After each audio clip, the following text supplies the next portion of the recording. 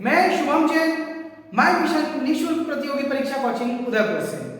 और जैसा कि हम चर्चा करते हैं हमारे वीडियोस में शॉर्ट ट्रिक के बारे में, आज फिर आपके लिए लेकर आए हैं एक शानदार और मजेदार शॉर्ट ट्रिक। राजस्थान से संबंधित हर प्रतियोगी परीक्षा में पूछे जाने वाला प्रश्न।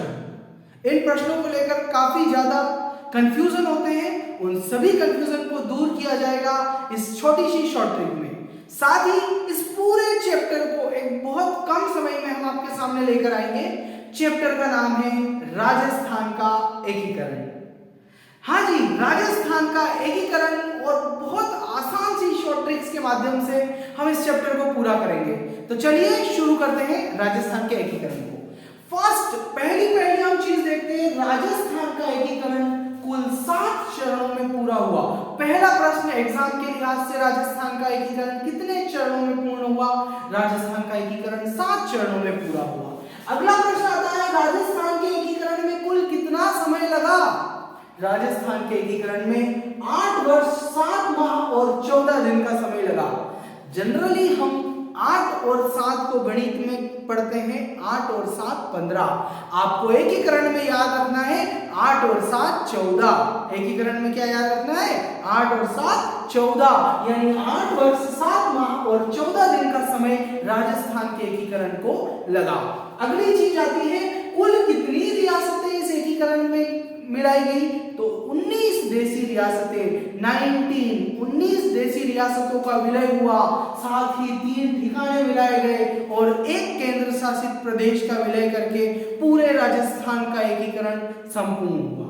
राजस्थान के एकीकरण की प्रक्रिया शुरू हुई 18 मार्च 1948 से, जो 1 नवंबर 1956 को 8 वर्ष 7 माह और 14 दिनों में पूर्ण हुई। अब हमारे पास आता है कि सर वो कौन सी ट्रिक है जिससे हम इसको आसानी से याद कर पाएंगे? तो आसानी से याद करने के लिए हमारे पास है, देखिए, सबसे पहले हमें एकीकरण में अगर याद करना है तो हमें याद करना है उनकी तारीखें। तारीख के बाद माह, माह के बाद वर्ष, वर्ष के बाद उनके नाम कि कौन कौन सा चरण किस किस नाम से जाना गया, और ये सारी चीजें आएगी अभी आपके सामने। चलिए पहले हम याद करते हैं तारीखों को। देखिए, तारीख अगर याद करनी है तो आपको इस तरीके से रटना होगा, बार बार रटना होगा, बार बार बोलना होगा। 18, 25, 18, 30, 15, 26, 1। मेरे साथ साथ बोले, 18, 25, 18, 30, 15, 26, 1। 3-4 बार बोलिए, 1-2 बार आंखें बंद करके बोलिए, आपको सारी तारीखें याद हो जाएगी। 18, 25, 18, 30, 15, 26, 1। ये हो गया तारीख वाला मैटर। अगला आता है, अब माह कौन सा है? कुछ नहीं, बहुत आसान है, याद करना है, मामा अम्मा मंजन करेगी। क्या याद करेंगे? मामा अम्मा मंजन करेगी। और इस तरीके से हम याद कर पाएंगे माह को। देखिए, माह से मार्च यानी 18 मार्च, फिर माह से मार्च तो 25 मार्च, फिर 18 अप्रैल, 30 मार्च, 15 मई, 26 जनवरी, 1 नवंबर। तो क्या याद किया हमने? मामा अम्मा मंजन करेंगे। अब आते हैं ईयर्स। तो देखो, एकीकरण कब होगा? जब हमारा देश स्वतंत्र हुआ, उसी के बाद तो फिर हमने सारी रियासतों को मिलाया ना। तो देश स्वतंत्र हुआ हमारा 15 अगस्त 1947 को। तो एकीकरण की प्रक्रियाएं शुरू हुई 48 में। तो हमारा एकीकरण कब से शुरू हुआ? 1948 से, 48 से। तो देखिए, 48, 48, 48, 49, 49, 50 और 56। अब इसको कैसे याद करेंगे? हम इसको पेयर बनाएंगे, 3, 2, 1, 1। कैसे याद करेंगे? 3, 2, 1, 1, यानी 3 सन जो है वो एक जैसे हैं, 48, 48, 48। 2 सन एक जैसे हैं, 49, 49। एक सन है 50 और एक सन है 56। तो इस तरीके से हम कैसे याद कर लेंगे इसको? 48, 48, 48, 49, 49, 50 और 56। तो हमने क्या याद किया? 18 मार्च 1948 प्रथम चरण, 25 मार्च 1948 द्वितीय चरण, 18 अप्रैल 1948 तृतीय चरण, 30 मार्च 1949 चतुर्थ चरण, 15 मई 1949 पंचम चरण, 26 जनवरी 1950 षष्ठम चरण, और 1 नवंबर 1956 सप्तम चरण। इन 7 चरणों में राजस्थान का एकीकरण पूरा हुआ। अब आता है कि सर एक पहले चरण को क्या नाम दिया, दूसरे चरण को नाम क्या दिया। तो ये भी बहुत महत्वपूर्ण प्रश्न है एग्जाम के लिहाज से जो अक्सर पूछे जाते हैं। तो देखिए इनको कैसे याद करना है, एक ही बार में हम लिख देंगे एमपी से बस राजस्थान आई। भाई एकीकरण पूरा हो गया तो हम एमपी से बस कहां लेके आए, राजस्थान में। बस इतना ही तो याद करना है, एमपी से बस राजस्थान आई। देखो एम से मत्स्य संघ, प्रथम चरण का नाम क्या है, मत्स्य संघ। पी से पूर्व राजस्थान संघ, तो द्वितीय चरण का नाम क्या हो गया, पूर्व राजस्थान संघ। से संयुक्त राजस्थान संघ तृतीय चरण। ब से बृहद राजस्थान संघ चतुर्थ चरण। स से संयुक्त बृहद राजस्थान, ये पंचम चरण। अगला राजस्थान संघ षष्ठम चरण और आई से आधुनिक राजस्थान सप्तम चरण में। तो इस प्रकार हमारे 7 चरण पूरे हुए। हमने तारीखें याद की, हमने माह याद किए, हमने वर्ष याद किए और हमने उन सभी चरणों के नाम याद किए। है ना कितना आसान। एक बार फिर से पढ़ेंगे हम। तारीखों को देखें, 18, 25, 18, 30, 15, 26 है। फिर महीने के लिए मामा अम्मा मंजन करेंगे और ईयर्स के लिए 3, 2, 1, 1 का पेयर बनाएंगे। 3 में 48, 48, 48, 2 में 49, 49, 1 में 50 और 1 में 56। अगला आता है जो नाम, तो नाम कैसे है, एमपी से बस राजस्थान आई। एम से मत्स्य संघ, पी से पूर्व राजस्थान संघ, से संयुक्त राजस्थान संघ, व से बृहद राजस्थान संघ। अगला स से संयुक्त बृहद राजस्थान, राज से राजस्थान संघ और आई से आधुनिक राजस्थान। तो इस प्रकार हमारी ये शॉर्ट ट्रिक जो है कंप्लीट होती है। इसके आगे का अब हम देखेंगे कि कौन कौन से चरण में क्या क्या महत्वपूर्ण घटनाएं घटित हुई, कौन प्रधानमंत्री रहे, तो वो हम देखेंगे अब इसके। तो चलिए साथियों अब बढ़ते हैं हम एकीकरण के प्रथम चरण की ओर। एकीकरण का प्रथम चरण देखिए, जैसा कि मैंने आपको प्रथम चरण की तारीख बताई थी, ट्रिक से हमने इसके जस्ट पहले वाली स्लाइड में देखा था। 18 मार्च 1948 को प्रथम चरण एकीकरण का शुरू हुआ था राजस्थान का, जिसे मत्स्य संघ के नाम से जाना जाता है।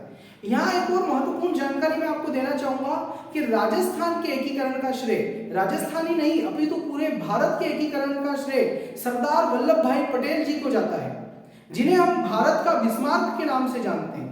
हाँ जी, भारत का बिस्मार्क किसे कहा जाता है, सरदार वल्लभ भाई पटेल को। अब बिस्मार्क क्यों कहा जाता है, बिस्मार्क जो है वो जर्मनी के थे और जिन्होंने जर्मनी की रियासतों का एकीकरण किया था। तो उनके हिसाब से हमारे सरदार वल्लभ भाई पटेल जी को एक जो है टैग दे दिया जाता है भारत के बिस्मार्क का। लेकिन अगर देखा जाए तो बिस्मार्क ने वहां पर जो जर्मनी में एकीकरण किया था उससे कई गुना ज्यादा रियासतों का एकीकरण सरदार वल्लभ भाई पटेल ने किया। विभिन्नताओं वाली रियासतों का एकीकरण सरदार वल्लभ भाई पटेल ने किया। बात करें अगर बिस्मार्क के जर्मनी के एकीकरण की, तो उसमें बहुत कम रियासतें थी, सभी एक ही पृष्ठभूमि की रियासतें थी, तो उनको मिलाने में बहुत ज्यादा उनको मेहनत नहीं करनी पड़ी थी। लेकिन यही बात अगर भारत में देखें तो भारत की 565 रियासतें, सभी अलग अलग रियासतें थी, हर राजा का अपना एक वर्चस्व था। ऐसे में उन सभी को मिलाना बहुत बड़ा काम था। ऐसा काम किया था हमारे महान सरदार वल्लभ भाई पटेल जी ने, जिन्हें भारत का लौह पुरुष के नाम से भी जाना जाता है। तो चलिए आगे बढ़ते हैं हम मत्स्य संघ की ओर। तो मत्स्य संघ में उस समय कुल 4 रियासतों को मिलाया गया था। इन 4 रियासतों के बारे में हम पढ़ रहे हैं। पहली जो रियासतें, इनको याद करना है आपको ट्रिक से, ए बी सी डी, ये 4 रियासतें ए बी सी डी। ए से आपकी आ जाएगी अलवर, बी से आ जाएगी आपकी भरतपुर, सी से आ जाएगी आपकी करौली और डी से आ जाएगी आपकी धौलपुर। तो इस प्रकार ये 4 रियासतें थी जो मिलाई गई थी। प्लस एक चीज ध्यान रखना, इन 4 रियासतों के साथ एक ठिकाना भी था। एक ठिकाना था जिसका नाम था नीमराणा। तो ये 4 रियासतें और एक ठिकाना जिसका विलय प्रथम चरण में किया गया था, जिसका नाम दिया गया था मत्स्य संघ। अब आगे आते हैं कि इसका उद्घाटन करता कौन था। देखिए, जैसा हमारी परंपरा है, हमारे रीति रिवाजों के हिसाब से हम देखते हैं कि किसी भी चीज का उद्घाटन करता है, वो उद्घाटन करते हैं तो सबसे पहले हम किसे याद करते हैं, भगवान को याद करते हैं। तो यहाँ भी आपको ये याद करना है कि इसके उद्घाटन में भगवान को याद किया गया। तो कौन से भगवान, देखिए एन.वी. गॉडगिल, एन.वी. गॉडगिल, उन्होंने इसका उद्घाटन किया था। एन.वी. से ध्यान रखिएगा, नरहरि विष्णु, आगे भगवान का नाम नरहरि विष्णु, तो एन.वी. गॉडगिल जी ने इसका उद्घाटन किया था, है ना, याद करना आसान। अब देखिए राज प्रमुख कौन थे, राज प्रमुख, यहाँ पर क्या हो रहा था, एकीकरण के समय में एक नए राजस्थान का उदय हो रहा था, एक नए सूर्य का उदय हो रहा था, तो ऐसे याद करिए उदयभान सिंह जी, कौन थे, उदयभान सिंह जी। तो ये उदयभान सिंह जी जो थे वो प्रथम चरण में राज प्रमुख रहे। इसके बाद आते हैं प्रधानमंत्री। अच्छा, राज प्रमुख का पद तो हो गया उदयभान सिंह जी का, अब बात आती है प्रधानमंत्री की। प्रधानमंत्री का पद किसी अच्छे व्यक्ति को ही शोभा देगा, प्रधानमंत्री जैसा बड़ा पद है तो किसको शोभा देगा, अच्छे व्यक्ति को शोभा देगा। आइए लिख दीजिए शोभाराम कुमावत, लिख दीजिए शोभाराम कुमावत। तो इस प्रकार से जो प्रधानमंत्री रहे प्रथम चरण के कौन रहे, शोभाराम कुमावत जी रहे। अब बात आती है राजधानी की। देखिए राजधानी हमेशा जो बड़ा प्लेस होता है, बड़ा स्थल होता है, उसे बनाई जाती है। इन चार रियासतों में अगर आप देखेंगे अलवर, भरतपुर, करौली और धौलपुर, इनमें अगर बात की जाएगी तो जैसे आज भी हम देखें कि अलवर जो है वो इंडस्ट्रियल सिटी के नाम से जाना जाता है, इंडस्ट्रियल डिस्ट्रिक्ट के नाम से जाना जाता है। एनसीआर के इसमें हम अलवर को भी देखते हैं। तो इस तरीके से अलवर आज भी बड़ा है, अलवर उस समय भी बड़ा था। तो इसकी राजधानी जो है वो किसे बनाई गई थी, अलवर को बनाई गई थी। राजधानी किसे बनाया गया था, अलवर को बनाया गया था। तो ये राजधानी हो गई अलवर। अब एक और महत्वपूर्ण बिंदु विशेष में एक बात ध्यान रखेंगे, मत्स्य संघ नाम किसकी सिफारिश पर दिया गया था। बहुत इंपॉर्टेंट क्वेश्चन एग्जाम में बार बार पूछा जाता है, तो ध्यान रखिए के एन यानी कन्हैयालाल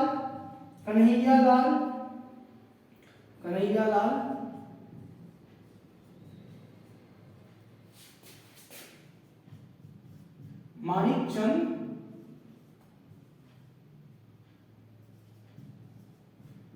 मुंशी जी,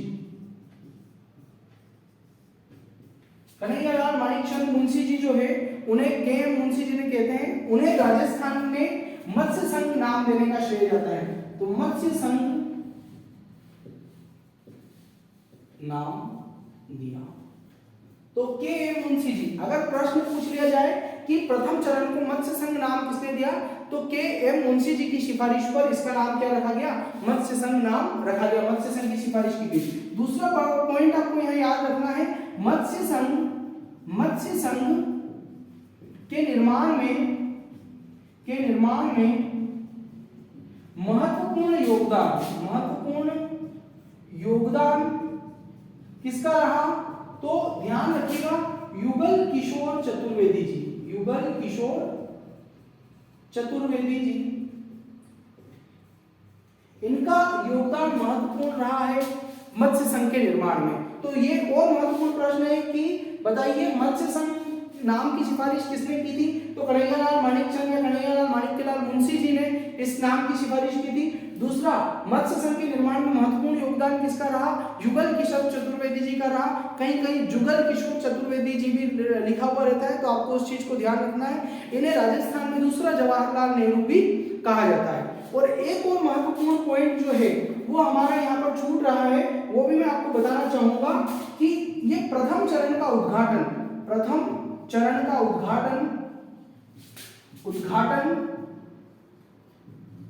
लोहागढ़ दुर्ग में हुआ था। लोहागढ़ दुर्ग कहाँ है, लोहागढ़ दुर्ग भरतपुर में। तो लोहागढ़ दुर्ग भरतपुर में इसका उद्घाटन हुआ था।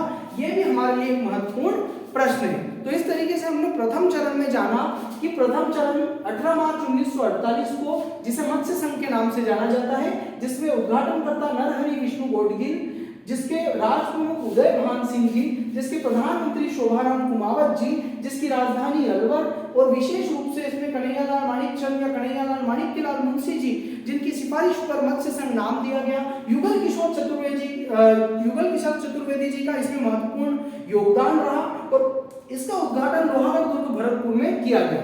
मत्स्य संघ में कौन कौन सी 4 रियासतें शामिल थी, देखिए ABCD, A से अलवर, B से भरतपुर, C से करौली और D से धौलपुर। साथ ही एक ठिकाना जो हम 3 चीफ शिप ठिकाने पड़ते हैं, उन 3 चीफ शिप ठिकानों में एक ठिकाना नीमराना जो अलवर रियासत में शामिल था उसको भी इसके साथ मिला लिया गया था। हमने पहली स्लाइड में देखा था कुल 19 देसी रियासतें थी। एक चीज और यहाँ बताना चाहूंगा, जो 19 देसी रियासतें थी उन्हें तोपों की सलामी दी जाती थी, जबकि जो 3 चीफ शिप ठिकाने थे उन्हें तोपों की सलामी नहीं दी जाती थी। जिन्हें तोपों की सलामी दी जाती थी उन्हें सैल्यूट स्टेट्स कहा जाता था, और जिन्हें तोपों की सलामी नहीं दी जाती थी उन्हें नॉन सैल्यूट स्टेट्स कहा जाता था। अब आता है दूसरा चरण। देखिए बात करते हैं दूसरे चरण की। दूसरा चरण 25 मार्च 1948, तारीख में पहले याद करवा चुका हूं, महीना याद करवा चुका हूं, सन को याद करने के तरीके बता चुका हूं। दूसरा चरण 25 मार्च 1948, जिसे पूर्व राजस्थान संघ कहा जाता है। क्या कहा जाता है? पूर्व राजस्थान संघ। सबसे ज्यादा रियासतों का विलय किस संघ में हुआ, किस चरण में हुआ? द्वितीय चरण में। कितनी रियासतें? 9 रियासतें प्लस एक ठिकाना। 9 रियासतें और एक ठिकाना, सर्वाधिक रियासतों का विलय दूसरे चरण में हुआ। देखिए कैसे याद करेंगे। बाबू की झाड़ू को प्रसाटो। क्या याद करना है? बाबू की झाड़ू को प्रसाटो। आइए, बा से बांसवाड़ा, बू से बूंदी, की से किशनगढ़, झा से झालावाड़, डू से डूंगरपुर, को से कोटा, प्र से प्रतापगढ़, शाह से शाहपुर और टो से टोंक। इस प्रकार ये 9 रियासतें आपको याद हो जाएगी, प्लस एक ठिकाना कुशलगढ़ हो जाएगा।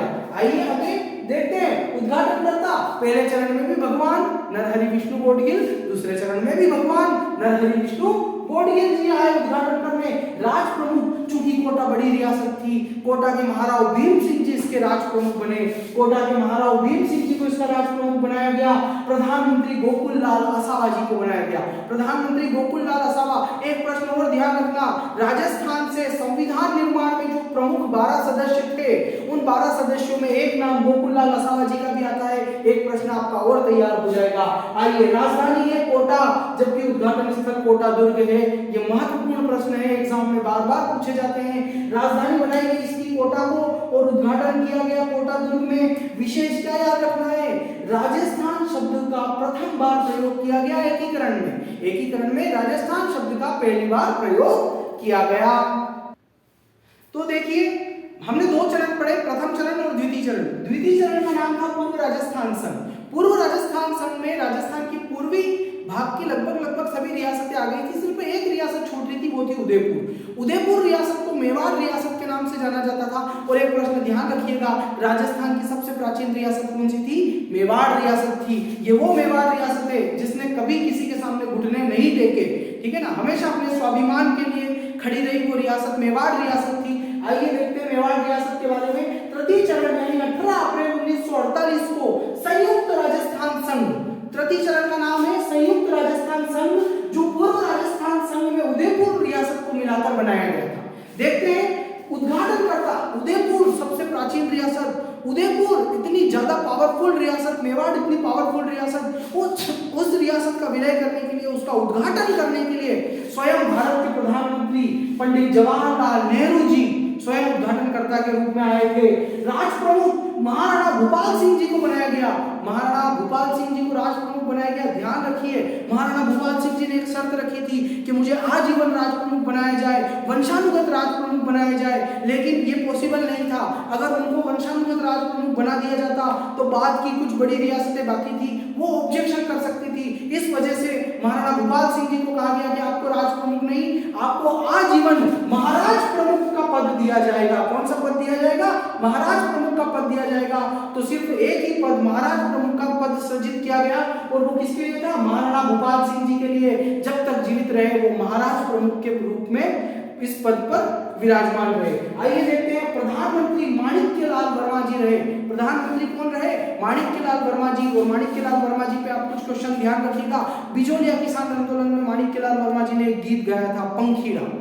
तो पंखीड़ा या पंछीड़ा गीत है, माणिक्यलाल वर्मा जी ने बिजोलिया किसान आंदोलन में, और एक अर्जी गीत है, अर्जी गीत उन्होंने बूंदी किसान आंदोलन में दिया था। ये प्रश्न भी बहुत महत्वपूर्ण है। आइए, राजधानी, जब महाराज प्रमुख के लिए वो इतना संघर्ष कर रहे थे तो राजधानी किसी दूसरे स्थान को कैसे बनने दिया जा सकता था? राजधानी बनाई गई उदयपुर को। राजधानी किसे बनाया गया? उदयपुर को बनाया गया। और देखिए, महाराज प्रमुख का पद सृजित हुआ और महाराणा भूपाल सिंह जी को, बाकी सभी रियासतों के राज प्रमुखों को 10 लाख रुपए प्रीफरेंस दिया जाता था।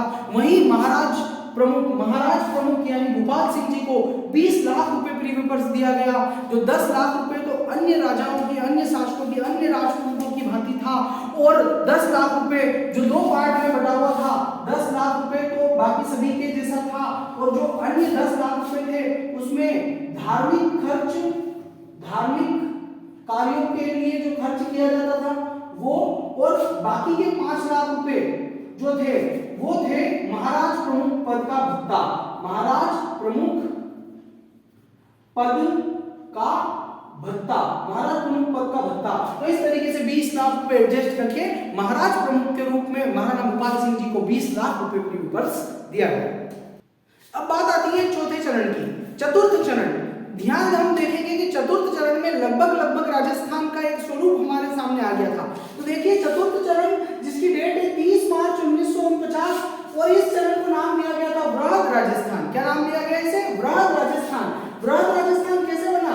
संयुक्त राजस्थान संघ, जैसा हमने पूर्व राजस्थान संघ में उदयपुर को मिला के संयुक्त राजस्थान संघ बनाया था, वो संयुक्त राजस्थान संघ में हमने 4 बड़ी रियासतें ट्रिपल JB, जे से जयपुर, जे से जोधपुर, जे से जैसलमेर और बी से बीकानेर, ये 4 बड़ी रियासतों को मिलाया।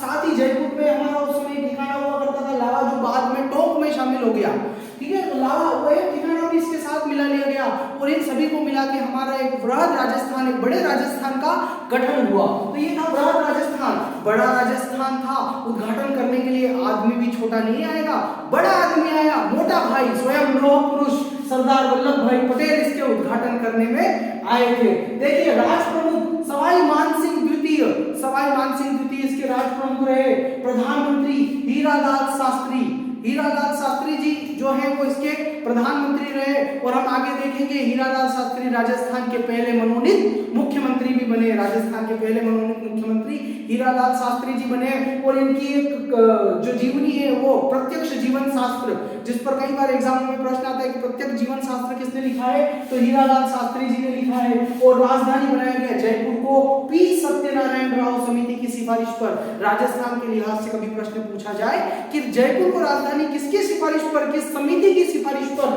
तो पी सत्यनारायण राव समिति या पी सत्यनारायण राव कमेटी की सिफारिश पर राजस्थान को, जयपुर को राजस्थान की राजधानी बनाया गया।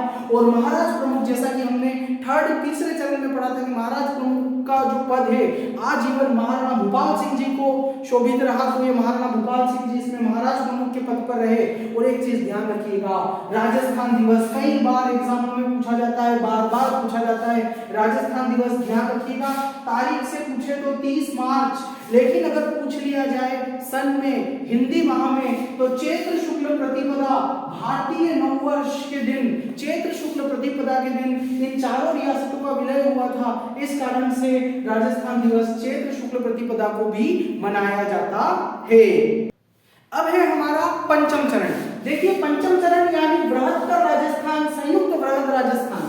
पंचम चरण 15 मई 1949, क्या तारीख है? 15 मई 1949। नाम है इसका संयुक्त वृहद राजस्थान, और एग्जाम में इसे बृहत्तर राजस्थान के नाम से भी जाना जाता है। ध्यान रखिएगा, वृहद राजस्थान में मत्स्य संघ को मिलाया गया। क्या किया गया? वृहद राजस्थान जो हमने चतुर्थ चरण पढ़ा था उसमें एक और मत्स्य संघ जो प्रथम चरण था, तो चतुर्थ चरण में प्रथम चरण को मिलाकर पंचम चरण बनाया गया। 4 और 1 5 मिलकर कौन सा चरण हुआ? पंचम चरण। इसलिए मत्स्य संघ और वृहद राजस्थान संघ मिलकर क्या बने? संयुक्त वृहद राजस्थान, बृहत्तर राजस्थान बने। आइए उद्घाटन करता वही सरदार वल्लभ भाई पटेल जी रहे हैं। राज प्रमुख में सवाई मानसिंह द्वितीय जो जयपुर के थे वही रहे हैं। प्रधानमंत्री हीरालाल शास्त्री जी रहे हैं। राजधानी जयपुर रही है। यानी चतुर्थ चरण के समान ही ये सारी चीजें हैं। महाराज प्रमुख में महाराणा भूपाल सिंह जी रहे हैं। और विशेष में सिर्फ एक बात ध्यान रखनी है कि जो मत्स्य संघ को बृहद राजस्थान संघ में मिलाया गया, किसकी सिफारिश पर एग्जाम में प्रश्न पूछा जाता है? शंकर देव राय समिति की सिफारिश पर। शंकर देव राय समिति की सिफारिश पर वृहद राजस्थान में मत्स्य संघ को मिलाया गया और पंचम चरण संयुक्त वृहद राजस्थान, बृहत्तर राजस्थान बनाया गया। अब देखिए हमारे सामने है षष्ठम चरण यानी छठा चरण। छठा चरण राजस्थान के एकीकरण का पूर्ण हुआ था 26 जनवरी 1950। ये तारीख तो आपको याद होगी, भारत का गणतंत्र दिवस हम मनाते हैं और इसी दिन भारत का गणतंत्र, भारत का संविधान इस दिन दिन लागू हुआ था, तो भारत का संविधान 26 जनवरी 1950 से लागू हुआ था। उस दिन राजस्थान के एकीकरण का छठा चरण पूर्ण हुआ था। इस समय राजस्थान को नाम दिया गया था राजस्थान संघ। क्या नाम दिया गया था? राजस्थान संघ। राजस्थान संघ कैसे बना था? हमारा जो पांचवा चरण था बृहत्तर राजस्थान, संयुक्त बृहद राजस्थान, उसमें सिरोही को मिला लिया था। ध्यान रखना, सिरोही को मिलाया था, आबू और देलवाड़ा को छोड़ दिया था। आबू और देलवाड़ा अभी नहीं मिलाए गए थे, अभी सिर्फ सिरोही मिलाया गया था। और सिरोही भी हमने कहां से? मुंबई प्रांत से मिलाया था। कहां से मिलाया था? मुंबई प्रांत से मिलाया था। एक प्रश्न ये भी एग्जाम में पूछा जाता है, तो उसको ध्यान रखना है आपको। और सबसे अच्छी चीज क्या है? इस दिन सभी 19 देशी रियासतों का विलय हो गया। जितनी भी 19 देशी रियासतें थी उन सभी का इसमें विलय हो गया। हमने प्रथम चरण में 4 रियासतें पढ़ी, द्वितीय चरण में 9 रियासतें पढ़ी, तृतीय चरण में एक और रियासत उदयपुर को मिला लिया, चतुर्थ चरण में 4 और रियासतें मिला दी 18 और एक सिरोही 19। तो 19 देशी रियासतों का विलय यहाँ पर हो गया था। आइए देखते हैं, उद्घाटनकर्ता सरदार वल्लभ भाई पटेल हैं, राष्ट्र प्रमुख सवाई मानसिंह द्वितीय हैं, सवाई मानसिंह द्वितीय जी हैं, प्रधानमंत्री हीरालाल शास्त्री नहीं। एक चीज ध्यान रखनी है, भारत का संविधान लागू हुआ है, देश का एक प्रधानमंत्री होगा, पूरे देश के लिए एक प्रधानमंत्री होगा। तो यहाँ पे प्रधानमंत्री का पद हो जाता है खत्म, प्रधानमंत्री का पद हो जाता है समाप्त। यहाँ नया पद सृजित किया जाता है जिसे कहा जाता है मुख्यमंत्री। क्या कहा जाता है? मुख्यमंत्री। और जो प्रधानमंत्री हीरालाल शास्त्री जी हुआ करते थे, अब वे राजस्थान के पहले मनोनीत मुख्यमंत्री बन गए। तो ध्यान रखिएगा, फर्स्ट मनोनीत, पहले मनोनीत सीएम राजस्थान के कौन रहे हैं? हीरालाल शास्त्री जी रहे हैं। तो ये प्रश्न आपके लिए बनता है। राजधानी जयपुर बना दी गई पी सत्यनारायण राव समिति की सिफारिश पर। महाराज प्रमुख जो है महाराणा भूपाल सिंह जी है। और विशेष में ध्यान रखिए, 26 जनवरी 1950 भारत का संविधान लागू, पीएम पद का समाप्त यहाँ पर हो गया था और सीएम पद का सृजन हो चुका था। राजस्थान शब्द को संवैधानिक मान्यता इस दिन मिल चुकी थी। तो चलिए दोस्तों, अब आते हैं राजस्थान के एकीकरण के 7वें यानी अंतिम चरण पे। और अंतिम चरण में हम देखेंगे कि राजस्थान में क्या क्या नया बदलाव हुआ है, किस तरीके से आधुनिक राजस्थान, किस तरीके से वर्तमान राजस्थान हमारे सामने आया। तो चलिए बढ़ते हैं। 7वां यानी सप्तम चरण हमारा 1 नवंबर 1956, 7वां यानी सप्तम चरण 1 नवंबर 1956 को आया, जिसे नाम दिया गया आधुनिक राजस्थान। कैसे बना आधुनिक राजस्थान? देखिए, राजस्थान संघ जो हमारा छठा चरण था, राजस्थान संघ में आबू देलवाड़ा जो हमने सिरोही के साथ छोड़ दी थी, उन आबू देलवाड़ा को यहाँ पर मिलाया गया। केंद्र शासित प्रदेश था अजमेर मेरवाड़ा, केंद्र शासित प्रदेश था अजमेर मेरवाड़ा, उसको भी राजस्थान में शामिल कर लिया गया। झालावाड़ का सिरोंज हमने मध्य प्रदेश को दे दिया, झालावाड़ का सिरोंज मध्य प्रदेश को दे दिया। और मध्य प्रदेश का सुनेल टप्पा टप्पा खा के राजस्थान में आ गया, मध्य प्रदेश का सुनेल टप्पा टप्पा खा के राजस्थान में आ गया। ध्यान रखना है। तो इस तरीके से ये सभी रियासतें और ये सभी मिलकर बना आधुनिक राजस्थान। अब क्या नया है आधुनिक राजस्थान में? देखें, उद्घाटनकर्ता में सरदार वल्लभ भाई पटेल जी का नाम भी ध्यान रखना है आपको। राज प्रमुख सवाई मानसिंह द्वितीय नहीं नहीं नहीं, अब राज प्रमुख नहीं, अब राज प्रमुख का पद हुआ यहाँ से समाप्त। अब राज प्रमुख का पद हुआ यहाँ से समाप्त। क्यों हुआ समाप्त? देखिए, राज प्रमुख का पद यहाँ से समाप्त हुआ है 7वां संविधान संशोधन 1956, 7वां संविधान संशोधन 1956, 1 नवंबर 1956 को क्या आता है? राज प्रमुख का पद समाप्त किया जाएगा। राज प्रमुख के पद की जगह नया पद सृजित हुआ, राज्यपाल का। कौन सा पद सृजित हुआ? राज्यपाल का पद सृजित हुआ। और राजस्थान के पहले राज्यपाल गुरुमुख निहाल सिंह जी को बनाया गया। किसे बनाया गया? गुरुमुख निहाल सिंह जी को बनाया गया। और देखिए एक अच्छी बात, इनको शपथ किसने दिलवाई? सवाई मानसिंह द्वितीय जी ने दिलवाई। शपथ किसने दिलवाई? सवाई मानसिंह द्वितीय, जो पहले राज प्रमुख हुआ करते थे, उन्होंने राजस्थान के पहले राज प्रमुख राज्यपाल को शपथ दिलवाई। अब राजस्थान बी श्रेणी से निकलकर ए श्रेणी का राज्य बन गया। अब राजस्थान बी श्रेणी से निकलकर ए श्रेणी का राज्य बन गया। राजधानी राजस्थान की जयपुर रही, राजधानी राजस्थान की जयपुर रही। और इस समय हमारे मुख्यमंत्री थे मोहनलाल सुखाड़िया जी। मोहनलाल सुखाड़िया जी सर्वाधिक लंबे समय तक राजस्थान के मुख्यमंत्री रहे। इन्हें आधुनिक राजस्थान का निर्माता भी कहा जाता है। आधुनिक राजस्थान का निर्माता मोहनलाल सुखाड़िया जी। और 1 नवंबर के बारे में एक विशेष बात ध्यान रखिएगा, 1 नवंबर के बारे में विशेष बात ध्यान रखिएगा, राजस्थान स्थापना दिवस इस दिन मनाया जाता है। राजस्थान स्थापना दिवस इस दिन मनाया जाता है। जबकि हमने देखा था राजस्थान दिवस, राजस्थान दिवस मैंने आपको बताया था चतुर्थ चरण के समय राजस्थान दिवस 30 मार्च और चैत्र शुक्ल प्रतिपदा के दिन मनाया जाता है। तो ध्यान रखना है, कंफ्यूज नहीं होना है। राजस्थान स्थापना दिवस 1 नवंबर को मनाया जाता है, जबकि राजस्थान दिवस 30 मार्च चैत्र शुक्ल प्रतिपदा के दिन मनाया जाता है। तो इस प्रकार हमने हमारे राजस्थान के एकीकरण के 7 चरणों को पढ़ा, 7 चरणों को याद किया, जहां ट्रिक लग सकती थी उन ट्रिकों को लगाया। अब आपका ये कर्तव्य बनता है कि अगर आपको ये वीडियो अच्छी लगी तो आप इसको लाइक करें, शेयर करें, सब्सक्राइब करें, साथ ही ज्यादा से ज्यादा लोगों के साथ इस वीडियो को बांटें। हमारा एक और चैनल है माय मिशन उदयपुर के नाम। तो माय मिशन उदयपुर करके जो हमारा एक और चैनल है उस पर आपको कई सारी शॉर्ट ट्रिक्स मिल जाएगी, कई सारे वीडियोस मिल जाएंगे, आगामी परीक्षाओं के लिए गाइडेंस मिल जाएगी। और अगर आप ऑफलाइन तैयारी करना चाहते हैं तो माय मिशन निःशुल्क प्रतियोगी परीक्षा कोचिंग उदयपुर में आपका हार्दिक स्वागत है। धन्यवाद, जय हिंद।